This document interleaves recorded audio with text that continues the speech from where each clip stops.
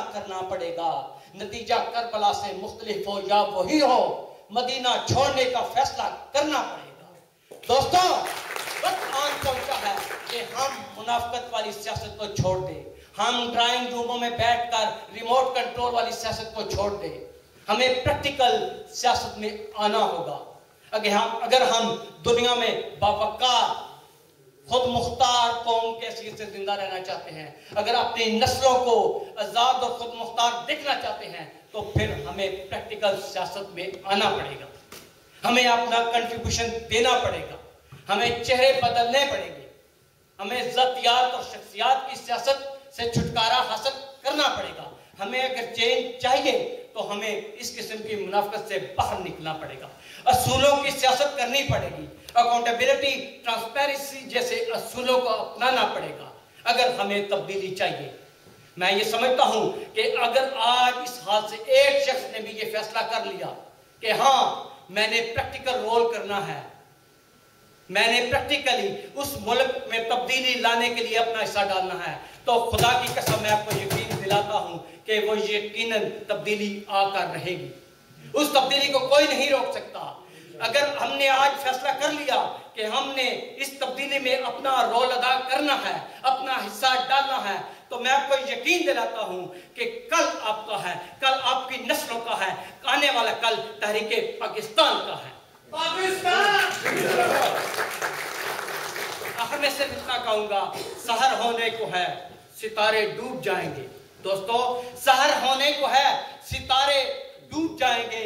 وہ طوفان آنے والا ہے, کنارے ڈوب جائیں گے. میری مانو, چلو مجدار میں موجوں سے ٹکرائیں, وگرنہ دیکھنا ساحل پہ سارے ڈوب جائیں گے.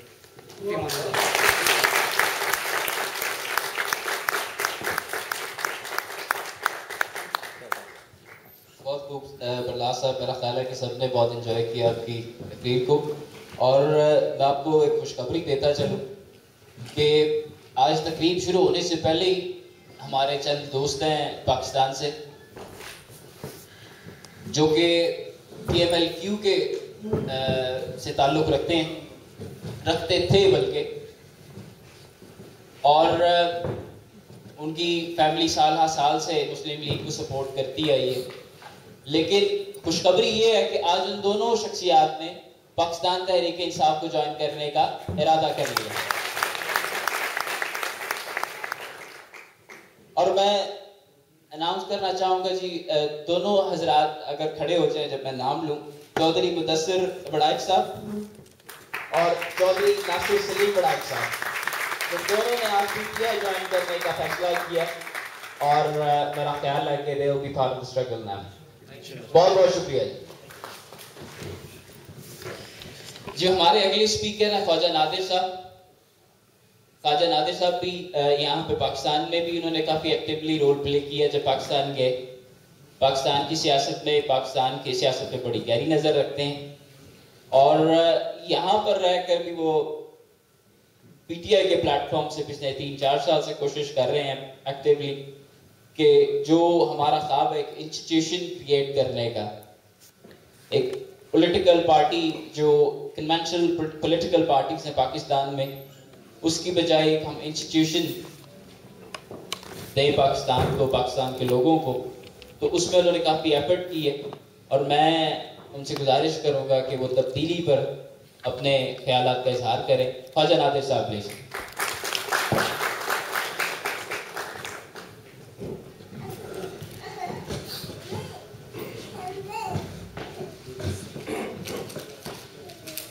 السلام علیکم دوستوں.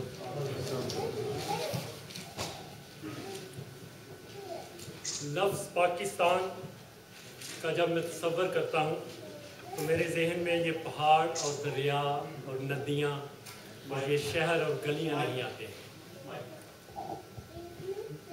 میرے ذہن میں وہاں کے بسنے والے لوگ اور وہاں سے تعلق رکھنے والے لوگ آتے ہیں. جب قائد اعظم کا ارشاد سنتا ہوں تو پاکستان لگتا ہے کہ پاکستان بول رہا ہے, اور جب کوئی اقبال کی نظم پڑھتا ہوں, ابھی تک سب نے سنا ہے جو میں نے کہا ہے,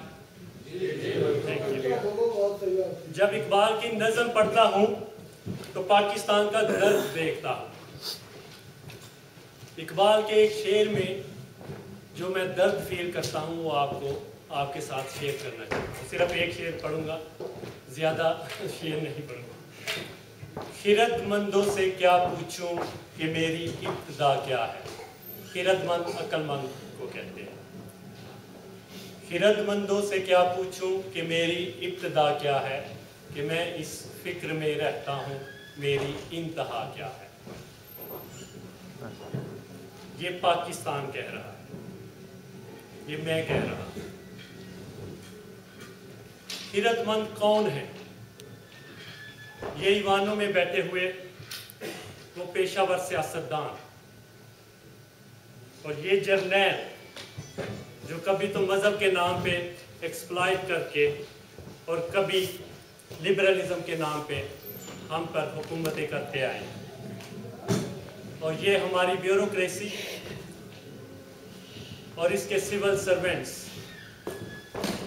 جن کو ہم افسر کے نام سے جانتے ہیں۔ کیا ہمیں ایسے ایوان چاہیے جہاں پہ صرف 5% لوگوں کے بھلائی کے لیے فیصلے ہوتے ہوں؟ اور کیا ہمیں ایسی سول سروس چاہیے جس کو ملازمین کی بجائے افسر کا نام دے دیا جاتا ہے؟ اور کیا ہمیں ایسے جنرل چاہیے جو دشمن کے ساتھ جنگ میں تو میدان میں ہتھیار پھینک دیں لیکن اپنی غریب عوام کا کبھی بنگلہ دیش میں اور کبھی بلوچستان میں سرے عام استحصال کرتے پھرے اور در پردہ غریب عوام کو خون چوس کر اپنے لیے اسی ملک میں جس ملک میں اکثریت کی آبادی کو اپنے بچوں کے لیے تعلیم یا ضروریات زندگی حاصل کرنے کے لیے دن رات محنت کرنا پڑتی ہے، اور اسی ملک میں وہ ایک ٹینٹ کی آڑ میں ایک فرسٹ ورلڈ کریٹ کر لیتے ہیں جہاں پہ ان کے بچوں کے لیے اعلیٰ تعلیمی ادارے بھی ہیں اور ماڈرن ہاسپٹلز بھی، جہاں پہ سوئمنگ پولز بھی ہیں اور ریس کورسز بھی۔ یہ نظام چاہیے ہمیں؟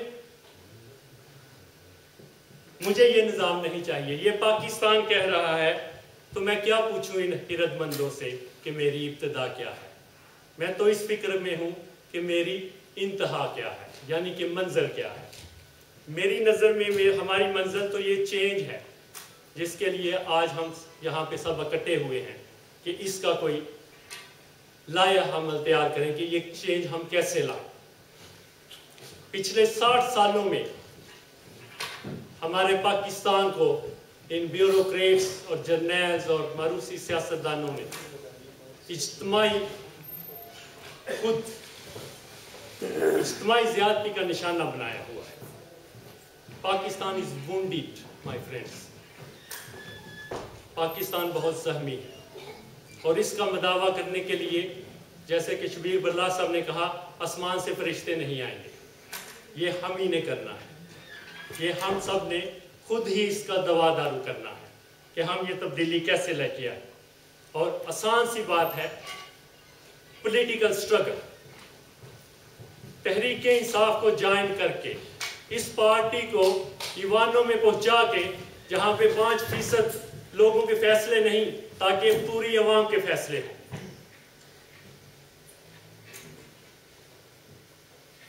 جہاں پہ رول آف لا ہو، عدالتیں فیصلوں پہ عمل درآمد کروانے کے لیے بے بس نہ ہو۔ ہمیں ایسا ملک لانا ہے، ایسا سسٹم لانا ہے، اور وہ سسٹم صرف ہم لا سکتے ہیں، یعنی ہماری پارٹی تحریک انصاف۔ ہمارے بہت سے لوگ یہ بڑی جان فشانی سے اس چینج کے لیے کام کر رہے ہیں، اور بہت سے ایسے دوست ہوں گے جو یہ سوچتے ہوں گے کہ ہم یہ کام کیسے کر سکتے ہیں۔ تو میرا جواب ان کو یہ ہے کہ بھائی اس پارٹی میں داخل ہو جاؤ، اور داخل ہوتے ہی جاؤ، اور اگر اس کی آئیڈیالوجی پہ یقین رکھتے ہیں کہ یہ چینج لا کے آ جائے گی تو ہمارا حصہ بن جاؤ، اور اس وقت تک اس میں داخل ہوتے رہو جب تک آپ اپنی منزل تک نہیں پہنچ جاتے۔ میں آپ کو یقین سے کہتا ہوں کہ اگر ہم آج سب یہ ارادہ کر لیں کہ ہم نے یہ ملک کا سسٹم بدلنا ہے اور اس کے لیے ہم نے مل کر کام کرنا ہے، تو आने वाले इलेक्शन में हम सिर्फ